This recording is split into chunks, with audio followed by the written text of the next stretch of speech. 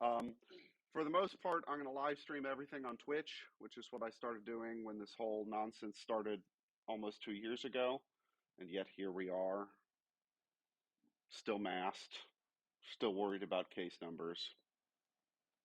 And you know what a really good way to help with that is? Like getting case numbers to simmer back down? Huh? Stop testing. Yeah, that's true. The numbers would go down if we stopped testing. No, not really. Uh, yes, vaccinations and boosters. Like, you guys remember that time you had polio when you were kids and how much it sucked? You know, you couldn't go to your friend's birthday party and yeah. No, you don't remember that because you were all vaccinated. In fact, how many of you guys remember getting the chicken pox? Not a one because you were all vaccinated against chicken pox. Now, back in my day, when we had to walk uphill both ways to school in the snow without shoes, and it was, fighting off rabid pterodactyls in the process, right? We didn't have a chickenpox vaccine. So, you know how we all got chickenpox vaccinated? We got it. And in fact, this is kind of, it's both funny and kind of horrifying at the same time. So, you remember when all this started, like college kids were like, screw it, let's just go like have a COVID party and everybody get it. We'll all get over it and that'll be the end of it, right? Well, our moms used to do that with chickenpox. So like somebody in the neighborhood would get chickenpox and their mom would get out the school phone directory because that was a thing that we used to have back then where because everybody only had one phone number, it was the landline to their house. And they'd call all the other moms and say, "What? Yeah, Johnny's got the chicken pox." And all the other moms would send their kids over to play with Johnny, and then they'd all get the chicken pox, and then they'd all get over the chicken pox. So, yeah. Um, anyway, well, I'm not that old yet, thank you. I was gonna say, do you want to fail the class already? Yeah. Um, yes, and then you need the shingles vaccine. Yeah. So when you get older, but you guys don't have to worry about that right now. Anyway, uh, boosters. Anybody not gotten their booster yet? Friday, exactly. It's going to be so much fun. Yeah. So anyway, uh, yeah, if you haven't gotten a booster, there's emails about it, how to sign up, and all of that. So it'll be awesome. Okay, so let's get to class. Um, So we're going to do retro 2D video game programming. And now, just kind of out of idle curiosity, show of hands, who's ever done any kind of computer programming whatsoever before? All right, what language did you guys do it in? Anybody do Scratch? Okay, like when you were in elementary or middle school. High school, well, that works too, right? It's a good beginner language, right? Has anybody used MakeCode before? All right, what other languages have you guys done before? JavaScript. Anybody done some Python? Yeah. Okay. So if you haven't, that's okay. The course is designed that you've never programmed a computer in your life. Um, but those of you who have, right, some of this will be a little familiar in the beginning. So programming obviously is a very big thing, and we're sort of specifically going to apply it to video game programming, which is certainly a type of programming. It's not the only type. Um, but we can learn a lot of sort of important programming concepts through this. And hey, it's video games, right? So I didn't figure it'd be too much of a stretch to get you guys to sign up for a course like that at 8 in the morning. I mean, the 8 in the morning part kind of sucks, right? But uh, yeah, this is why we have coffee. Um, yeah, so that's basically the plan. So let's go through the syllabus. Um, as you guys all remember, this is a half credit class, so we'll finish at spring break, and then after spring break, I'll have the other half with a bunch more guys. Um, and so what we're going to do is we're going to use Make Code Arcade, which is a one thing I like about it, it allows you to program both in Python or JavaScript or graphical programming and switch between the two sort of dynamically, which is, I think, really handy and will serve as a good bridge. So how many of you guys are interested in continuing with computer science in the future and taking another? Yeah, okay. Um, so for those of you who want to take, for example, CS111 in the future, this course will serve as a prerequisite for it. You'll be ready to take it if you so choose in the future. And if not, well, I'll have some fun. Okay, so we'll have a bunch of assignments. This will mostly be kind of project based. We'll have some little ones and we'll have some big ones. And the little ones are basically graded Boolean. It meets the specifications or it does not. And then the other ones will kind of be like, like papers with an A through F scale. You can do averages this way. Most of the time in class, we'll do demonstration and maybe some studio time. We guys are working on things and or talking through things. Since it's a half credit course, we don't really have a final exam slot like you would for a normal class. But what I want to do is, right, the whole point of this is you guys are going to develop a video game, and what better way to sort of capstone that than you guys showing it off to other people. So tentatively, we'll plan on doing this during the last day of our class, which is the Thursday right before spring break, like over in the library or something. But depending on COVID and depending on schedule, one of the things I've done in the past, which has been a lot of fun, is has anybody been to the Carnegie Museum here in town? Okay, so it used to be the public library, so it's the building on the corner of Wabash and 231. That's so there's basically three buildings. There's the big Masonic Lodge on one corner. There's the super sketchy gas station and laundromat on the other corner. And then the Carnegie is on the third corner of that intersection. And it sort of serves as a um, combination local history museum and also like science-y kind of museum. And they do a lot of programming for the K through 12 audience in the county. Um, and before COVID, basically every semester I'd take my CS 101 or whatever class that we were doing stuff. And on a Saturday afternoon, we'd go and basically show off our stuff for a few hours, and kids would come and play it and have a lot of fun. And um, yeah, so we'll hopefully be able to do something like that outside of or away from campus. But honestly, right now, I don't want to plan anything in stone because for all we know, we're sending you all home this weekend. Let's hope not, but uh, right, that could happen. I doubt it, but yeah. Okay, so I'm going to live stream everything on Twitch, which means that it makes a recording um, for me, which is kind of convenient. And Twitch only keeps the recordings for 2 weeks. So after class, I basically zip them over to YouTube so that there's a permanent copy. Um, and there's two reasons for this. One is, well, COVID, right? How do I know that one of you isn't going to test positive tomorrow and get quarantined for a week or something, right? Could happen. Let's hope not. The second is what I found last fall, right, when I was doing this, is even when nobody was quarantined and everybody was in class, I was still getting play counts on the videos. So what did that reveal to me? Yeah, guys were going back to the videos after class, right? That's kind of cool. It doesn't take me any extra effort. All I have to do is press two extra buttons to make it record, so why not do that? And then you guys can go back and use the videos however you wish. Um, okay, so that said, the live streaming is not there so that you can sit in bed in your pajamas for class, right? Get your ass here.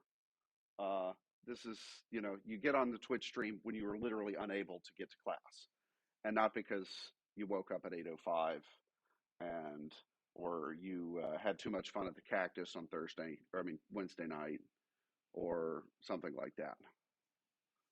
right, Mr. Ukulele? Maybe on a Wednesday? Okay. But that's haram. Yeah. Yeah. So, all right. Anyway, uh, so yeah, get your butts to class and get here early. Like, uh, some of you have had me in class before. Uh, you've had the misfortune of having me in a class before. And Mr. Ukulele, what's my tolerance for bullshit? Yeah, it's pretty low. So don't bullshit. Just show up, right? Um, And the syllabus, like the Constitution, is a living document. It can be amended. Unlike the Constitution, it's amended by a dictatorship rather than a convention of states. Uh, so anyway, um, yeah, we have a gentleman's rule. Just don't be a douchebag, and we'll have a lot of fun. Questions? No. Okay. I guess the one last thing I didn't put on here is pay attention to your damn emails, right? And because the way I'm going to communicate with you guys when we're not in the classroom is through, I'll send Canvas messages, and those you can configure this to automatically send you an email when I do that, or wait until the end of the day, or whatever, right? But just keep on top of it because if I forget to post something to Canvas or like, hey guys, I screwed this up, right? I'm going to send you notes about that. So keep on top of it. I know with all the email wars, it's really hard, but yeah. Mr. Kennett, from the 8-bit retro computing class? Very good question. So I'll show you.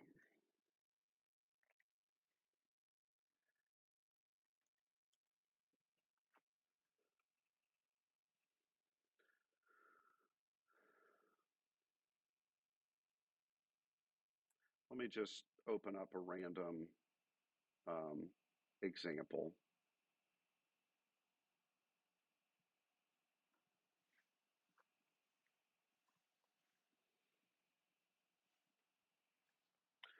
Okay, this is how we'll be programming in this class, right? Graphical code for the most part.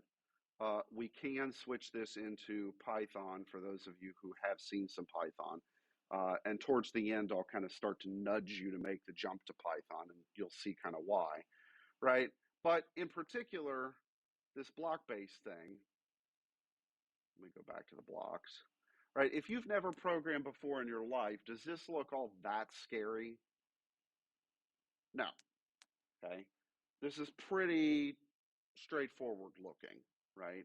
Now, obviously, you're not going to go from 0 to 60 instantly, right? And, we'll have obviously stuff to talk about, but this is kind of the way that we're going to program, right? Um, the reason I like using languages like this that are they're designed for beginners, which is to say, they're also designed for children, right? If anybody have like a little brother, how old is your little brother? Okay. You could probably explain some of this stuff to him, right?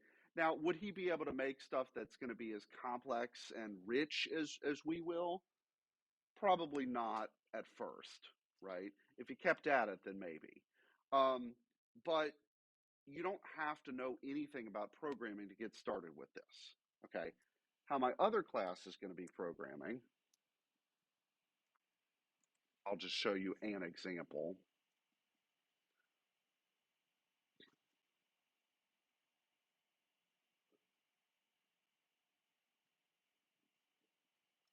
They're going to be programming in this, okay, which is a little hard to read, but um, they're going to be programming in assembly, okay, and high level languages like C and stuff.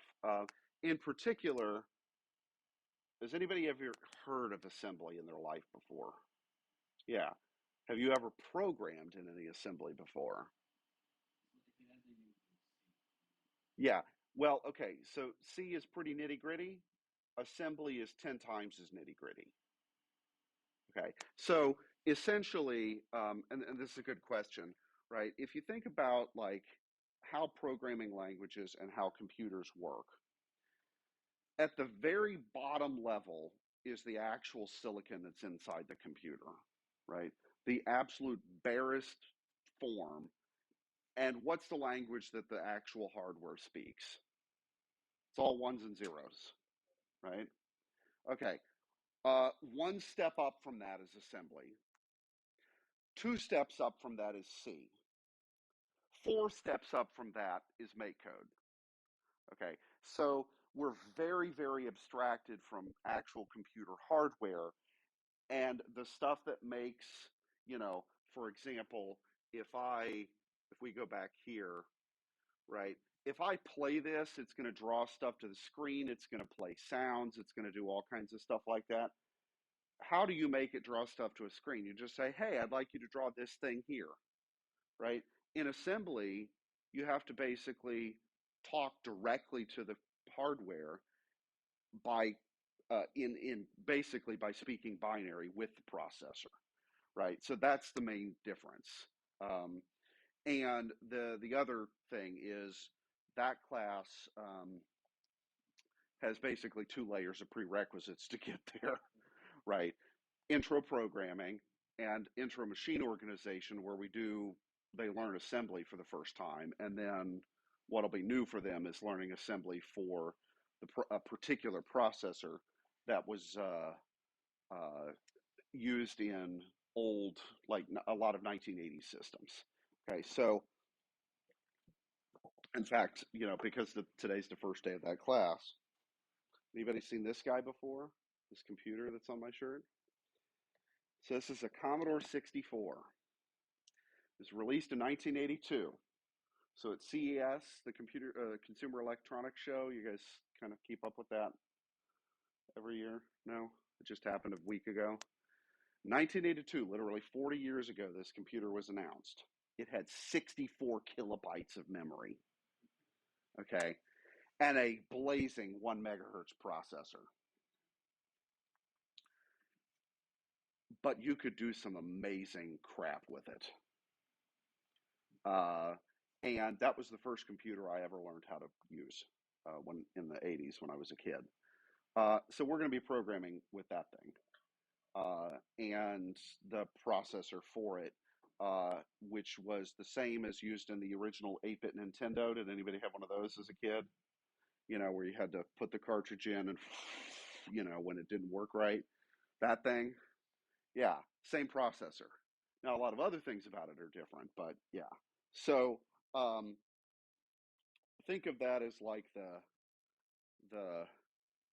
in a year and a half from now, you could be doing that class. Yeah. So anyway, so for you potential CS majors, right? Anybody considering the CS major, the freshmen in here? Yeah. Yeah. So preview of coming attractions, you could do that. Okay. So anyway, good question there. So yeah. Okay. Other questions? No? All right, so we're going to do a couple things today that have seemingly nothing to do with computer programming. So the first thing is buddy up with somebody, get out a few sheets of paper. And there's some paper up here if you didn't bring any. So just partner up with somebody.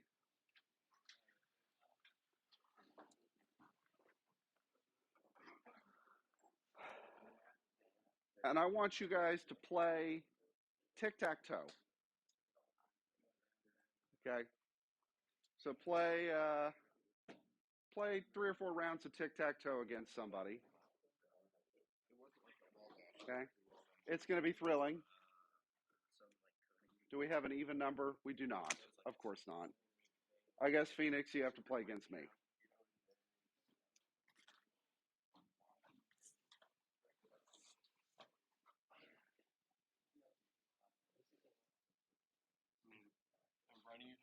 I'll just tell you where to mark for me. All right, well, I'm not stupid, so in the middle. Okay.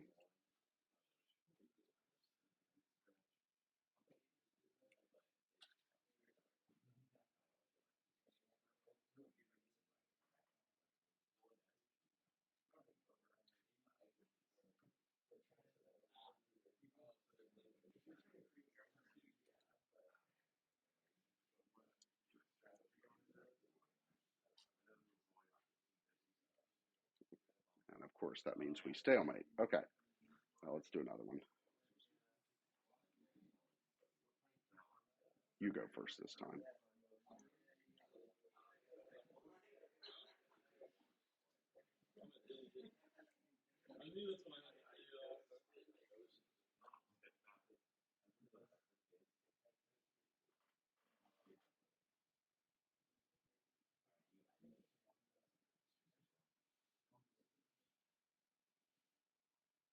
Oh, crap. Yeah, okay, you beat me. All right, so yeah, play a couple rounds of tic-tac-toe. And at this point, I'm going to pause the stream and just put on my waiting screen and mute the audio.